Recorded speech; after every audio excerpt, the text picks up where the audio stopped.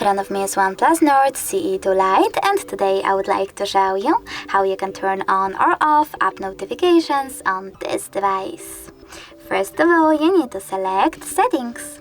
Then scroll down and click on Notifications and Status Bar. Following that, you need to scroll down and tap on the switcher next to an app from which you want to disable notifications from, in my case Chrome. As you can see, switcher is now gray. That means that all notifications are blocked. If you wish to enable them, just click on the same switcher. But you can always just tap on one of your apps instead and manage all notifications from here. Thanks so much for watching. If you enjoyed this video, leave a like, comment and definitely subscribe. Bye!